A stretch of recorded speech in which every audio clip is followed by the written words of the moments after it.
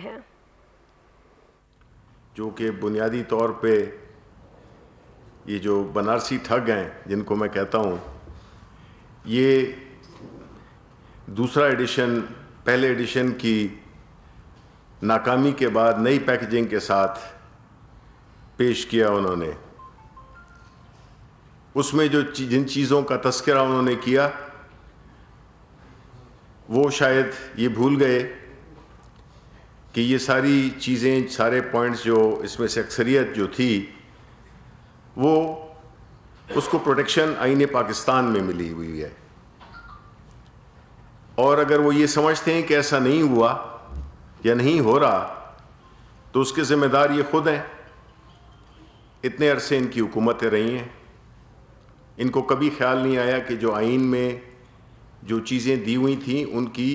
عملداری کو یقینی بنائیں، اور آج چونکہ انہوں نے کچھ سطور بھرنی تھیں تو اس میں انہوں نے ایک نیا ایڈیشن جاری کیا۔ یہ ظاہر کرتا ہے کہ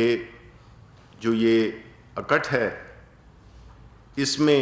کئی قسم کی دراڑیں پڑ چکی ہیں۔ ہمیں معلوم ہے کہ مختلف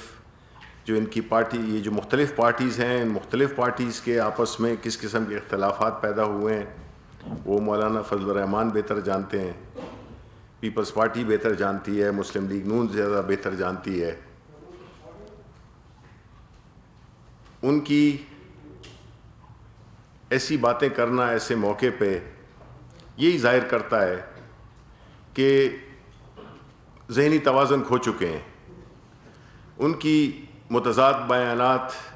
ان کی متضاد سوچ، جو کہ قدرتی امر ہے، کیونکہ ہم نے شروع میں ہی کہا تھا کہ یہ ایک ایسا اکٹھ ہے جس کا آپس میں کوئی ربط نہیں ہے، کسی چیز پہ ان کا ایگریمنٹ نہیں ہے، اور نہ ان کے پاس کوئی پروگرام ہے۔ انہوں نے مولانا فضل الرحمان، جنہوں نے کہ اپنی ایک میثاق میں جو انہوں نے اپنے پوائنٹس ڈالے وہ یہ تھی کہ اسلامی قوانین کے بارے میں، تو میں ان سے یہ پوچھنا چاہتا ہوں کہ وہ اسلام کے ٹھیکیدار تو ہیں،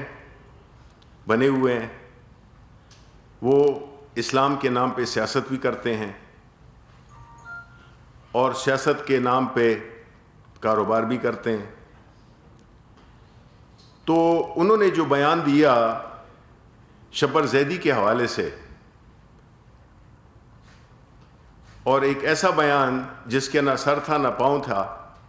ایک ایسا جھوٹ جو کہ کسی مذہبی رہنما کو زیب نہیں دیتا، جس کی تردید خود شبر زیدی نے بڑے پرزور طریقے سے کی، بلکہ یہاں تک کہا کہ پاکستان میں اگر کوئی لیڈر ہے، کوئی ایماندار لیڈر ہے جس کے وجہ سے یہ ملک آگے جا سکتا ہے تو وہ عمران خان ہے۔ اب بنتا تو یہ تھا کہ وہ معذرت کر لیتے، لیکن اتنی شائستگی کہاں کہ وہ اپنی بات پہ معذرت کر سکیں۔ اور ساتھ ہی ساتھ میں یہ کہتا چلوں کہ جو جلسے یہ کر رہے ہیں، مولانا فضل الرحمان اس گروپ کے سربراہ ہیں، گلگت بلتستان پہ وہ اپنے خیالات کا اظہار کرتے ہیں۔ ایک سیٹ نہیں ان کو ملی، ان کی وہاں پہ سیاسی کوئی نہ شناخت ہے نہ موجود ہے، لیکن وہ گلگت بلتستان کے الیکشنز پہ بھرپور اپنے خیالات کا اظہار کر رہے ہیں۔ پشاور میں جلسے کے لیے وہ کہہ رہے ہیں۔ میں آپ کو ایک حدیث کوٹ کرتا ہوں، چونکہ میں یہ امید کرتا ہوں کہ ایک مذہبی رہنما اور خاص طور پہ مولانا فضل الرحمان جو کہ اس پی ڈی ایم کو لیڈ کر رہے ہیں، تو وہ مذہب کے حوالے سے یہ جو وبا پھیلی ہوئی ہے اس کے بارے میں ان کو مجھ سے زیادہ پتہ ہوگا، ہم سے زیادہ پتہ ہوگا، لیکن افسوس اس بات کا ہے کہ جو علم آپ کو اللہ تعالیٰ نے دیا ہو، اور اگر جانتے ہوئے بھی اگر آپ اس کے خلاف چلیں، تو میرے خیال سے میرے جیسا ایک ایوریج مسلمان یہ سوچ بھی نہیں سکتا کہ وہ چیزیں جو کہ ہمارے پیارے نبی صلی اللہ علیہ وسلم نے اپنے ارشادات میں کہا ہے، تو اس کی جان بوجھ کر اس کی میں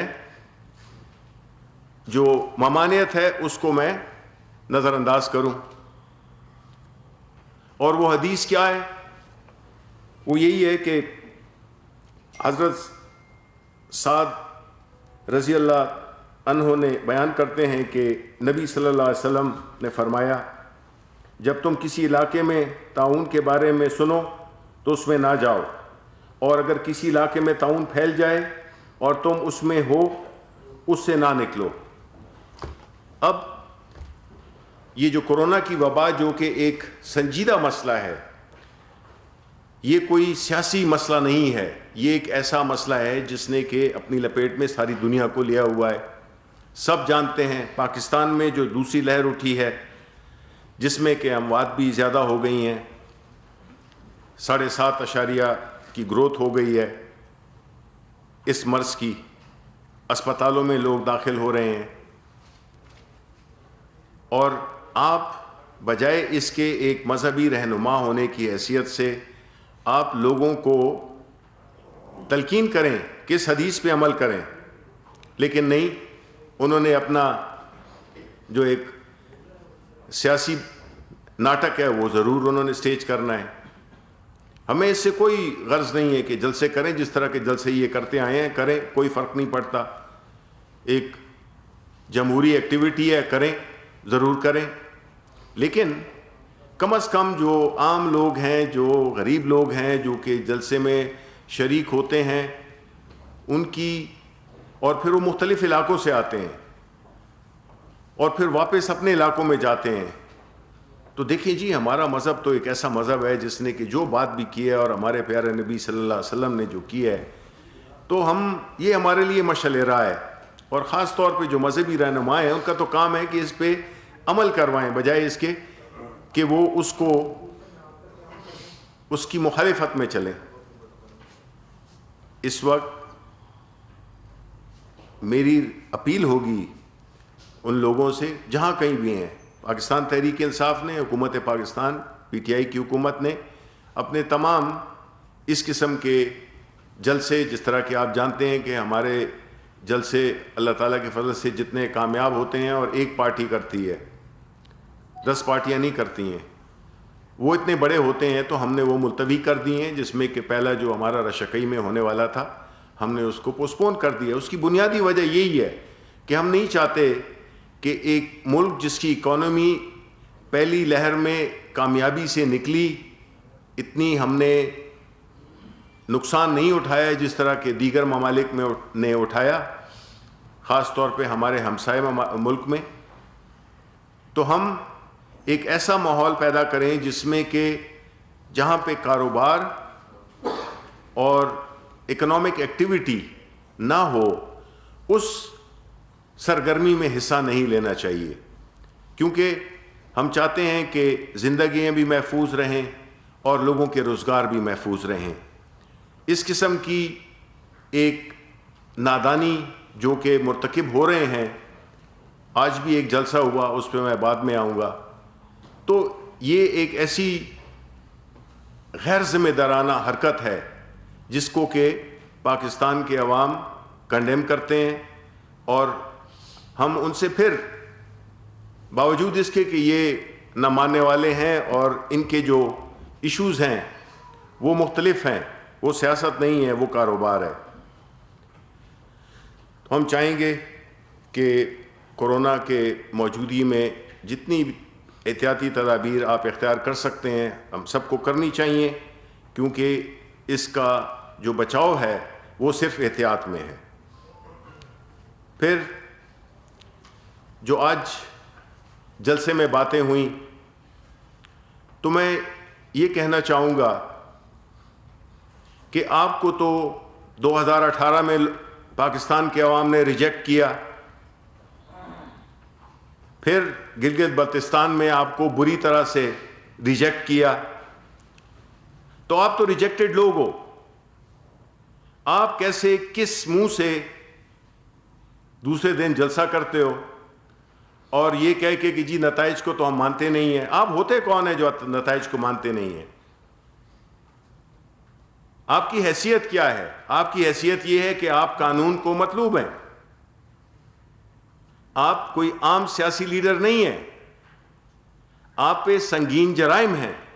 ان کا آپ نے جو ڈاکہ ڈالا ہے، آپ نے پاکستان کے خزانے پہ جو ڈاکہ ڈالا ہے، آپ نے پاکستان کے مستقبل کے پہ جو ڈاکہ ڈالا ہے، آپ نے ماضی میں اداروں کی تباہی میں. تو ہم تو سنتے تھے، بچپن میں سنتے تھے کہ جی ایک مثال تھی کہ الٹا چور کوتوال کو ڈانٹے. یعنی ہمیں یہ وقت بھی دیکھنا تھا کہ جس میں وہ لوگ جو چوری کے مرتکب ہوئے ہیں، جن کے خلاف مقدمات ہیں، جن کی جائیدادیں پکڑی گئی ہیں بیرون ممالک میں، وہ ہمیں ڈانٹ رہے ہیں. ایسا ہو نہیں سکتا. ایسی ڈھٹائی کا مظاہرہ جو کہ آپ کر رہے ہیں، اس کی کوئی ہماری سیاسی تاریخ میں مثال نہیں ملتی ہے. آپ کیا تقریر شروع ہوتی ہے اپنے پہ، اپنے خاندان پہ،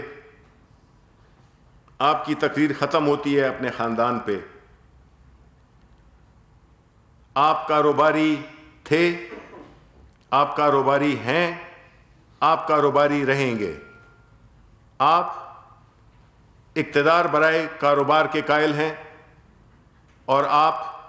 اس ملک کے لیے جتنا نقصان آپ پہنچا چکے ہیں، مزید پاکستان کے عوام آپ کو، آپ کی سیاست کو، آپ کے نظریے کو، آپ کے بیانیے کو پاکستان کے عوام ردی کی ٹوکری میں ڈال چکے ہیں. اگر آپ میں تھوڑی سی بھی ایک رسپیکٹ، سیلف رسپیکٹ ہے، جو کہ میں سمجھتا ہوں کہ شاید نہیں ہے، تو آپ کو بجائے اس کے کہ آپ تقاریر کریں، آپ کو تو یہ الیکشن نصیب ہی نہیں ہوا کہ آپ کہیں سے الیکٹ ہوئی ہوں. تو اس طرح کے ایک زہر آلود بیانیہ اپنی ذاتی اور اپنی خاندانی انٹرسٹ کو ڈیفینڈ کرنا، اس کے لیے ایک ناٹک رچانا، یہ ایکسیپٹیبل نہیں ہوگا پاکستان کے عوام کو. اور اس کا اظہار انہوں نے 2018 کے الیکشن میں بھی کیا اور گلگت بلتستان کے الیکشنز میں بھی کیا. میں یہ سمجھتا ہوں کہ انہوں نے خاص طور پہ جب ہماری اکانومی اپنے قدموں پہ کھڑی ہونے لگی ہے، جو ہماری اکانومی کے جتنے بھی اشاریے ہیں وہ اللہ تعالیٰ کے فضل سے اور ہماری حکومت کی بہتر حکمت عملی سے، کووڈ کے بعد ہم جس مشکلات میں تھے، جس حالت میں ہمیں حکومت دی گئی تھی، اللہ تعالیٰ کے فضل سے ہم نے بہت سفر طے کر لیا ہے، اور انشاءاللہ یہ بہتری رہے گی اور اس سے بھی زیادہ بہتری آئے گی، تاکہ جو عوام ہیں ان کی جو مشکلات ہیں مہنگائی کی صورت میں، وہ پرائم منسٹر صاحب کی اور ہماری حکومت کی پہلی ترجیح ہیں. اور ہم انشاءاللہ آپ کو یہ یقین دلاتے ہیں کہ جوں وقت گزرتا جائے گا چیزوں میں بہتری آتی رہے گی، اور اپوزیشن کو اور خاص طور پہ پاکستان مسلم لیگ نون کو ان کی تکلیف بڑھتی جائے گی، ان کے پیٹ کا درد سخت ہوتا جائے گا، اور ان کی یہی کوشش ہوگی کہ اگر ہم اکانومی ہماری کامیاب ہو گئی تو پھر ان کو کوئی ہلا نہیں سکتا. تو انشاءاللہ ناکامی آپ کا مقدر تھی، ہے اور رہے گی. بہت بہت شکریہ. سر یہ فرمائیے گا، اپوزیشن انتخابی نتائج کو نہیں مانتی، اپوزیشن حکومت کے ایس او پیز کو نہیں مانتی کہ جلسے منسوخ کیے جائیں. حکومت اپنا کوئی قانونی راستہ اختیار کرے گی, کیسے اس کو انشور کرے گی کہ حکومت کی ریٹ جو ہے وہ انشور ہو؟ دیکھیں, پہلی بات تو یہ ہے کہ ہم نے یہی دیکھا ہے کہ جب آپ کوئی جرم کرتے ہیں جس کے ثبوت آ جاتے ہیں, جو کہ بلڈنگز کی صورت میں, جائیدادوں کے بینک اکاؤنٹس کی صورت میں آپ کو مل جاتے ہیں, اس کو اگر ہم دیکھیں تو یہی لگے گا کہ ان لوگوں میں قانون کے لیے کوئی رسپیکٹ ہے نہیں. اگر ہم ان کی چوری کو پکڑتے ہیں تو یہ کہتے ہیں کہ جی ہمارے ساتھ پولیٹیکل وکٹمائزیشن ہو رہی ہے. تو ان کے جلسوں کا ہم ان سے اپیل ہی کر سکتے ہیں, ہم ان کو ایک راستہ ہی دکھا سکتے ہیں کہ آپ کو یہ چیزیں نہیں کرنی چاہیے کیونکہ اس سے عوام کو نقصان ہوگا, اور اگر وہ اس کی خلاف ورزی کریں گے تو ظاہر ہے کہ وہ اس کے ذمہ دار بھی ہوں گے, اور جب ذمہ دار ہوں گے تو پھر وہ قانون کے اور عوام کے کٹہرے میں بھی وہ کھڑے ہوں گے. اس سے زیادہ کوئی سزا ہو نہیں سکتی ہے جبکہ آپ جان بوجھ کر ایک ملک میں ایک ایسی صورتحال میں جس میں کہ ساری دنیا میں یہ کوئی ایک سیلف کریٹڈ یا ہماری کوئی ایک ذہنی اختراع نہیں ہے, یہ گراؤنڈ پہ یہی سچویشن ہے. ہم نے کئی نے ماسک پہنے ہوئے ہیں, اس کی وجہ یہی ہے کہ یہ ہے ہر فیملی میں کوئی نہ کوئی رشتہ دار اس کو کرونا ہوا ہے, میرے اپنے بھائی کو ہوا ہے. تو ایسی صورتحال میں اگر کوئی اس قسم کی سرگرمیاں پھر بھی کرتا ہے تو عوام اس کا جو سب سے زیادہ جو لیتھل وہ ہے ہتھیار ہے وہ یہی ہے کہ وہ ان کے جلسوں میں نہ جائیں. ان کا جلسہ ہو یا ہمارا جلسہ ہو, کسی جلسے میں بھی نہیں جائیں. جی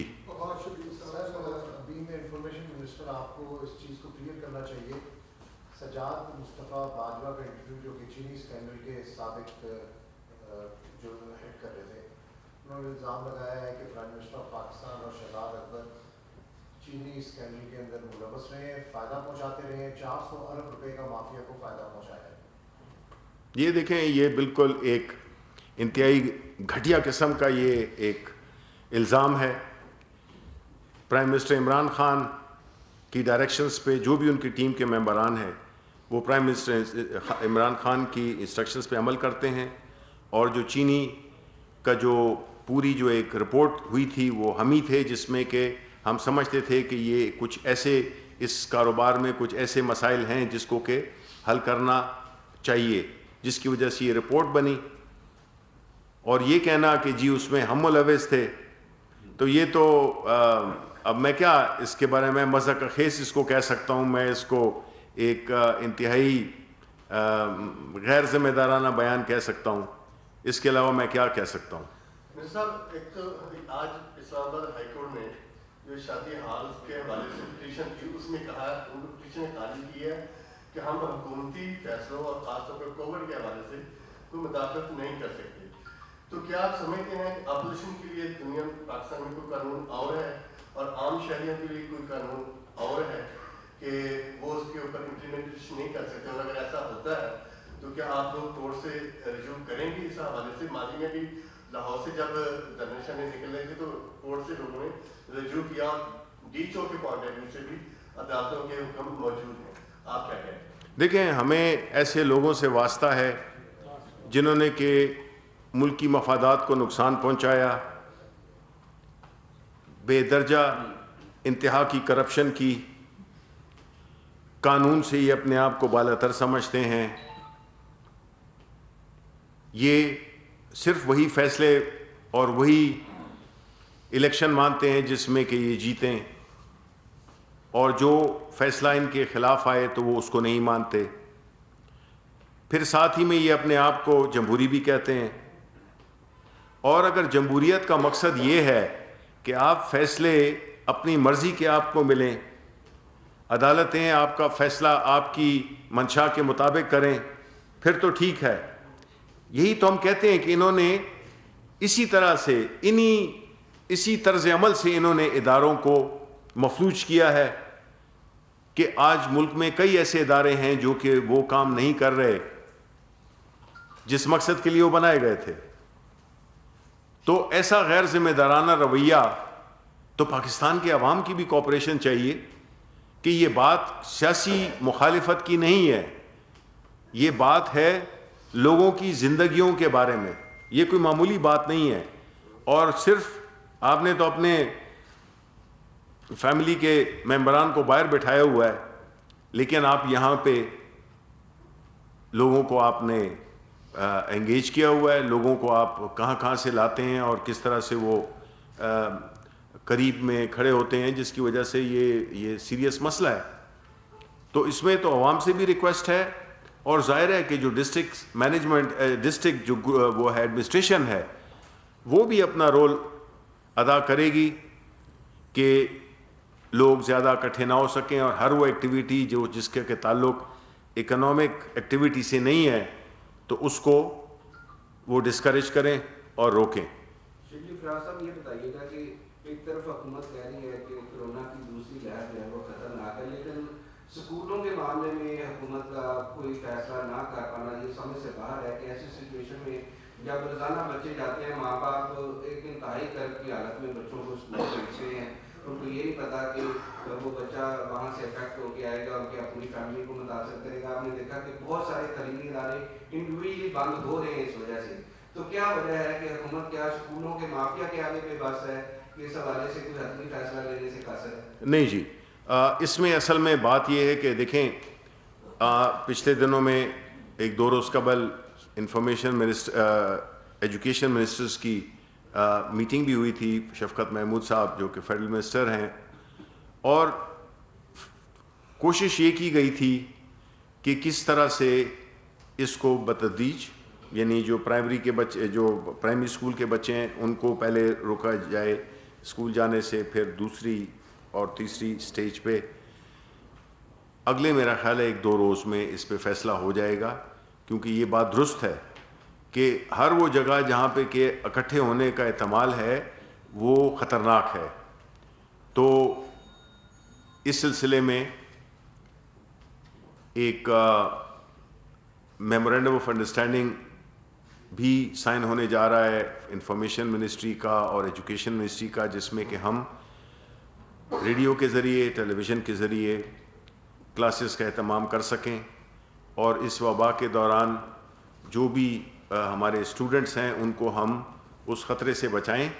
اور یہ بھی ایک تجویز زیر غور ہے کہ سردی کی چھٹیوں کو طویل کر دیا جائے, اور پھر جو گرمی کی چھٹیاں اس کو, یعنی جو تعلیم کا جو حصہ ضائع ہو رہا ہے اس کو پھر گرمی کی چھٹیوں میں اس کو ایڈجسٹ کیا جائے. تو انشاءاللہ اس سلسلے میں بالکل, کیونکہ یہ ایک بہت سیریس ایشو ہے, اور جہاں کہیں پہ بھی جس طرح میں نے کہا کہ اکنامک ایکٹیویٹی کے علاوہ ہر وہ جگہ جہاں پہ کہ اکٹھے ہونے کا احتمال ہے اس کو بند ہونا چاہیے. Thank you G.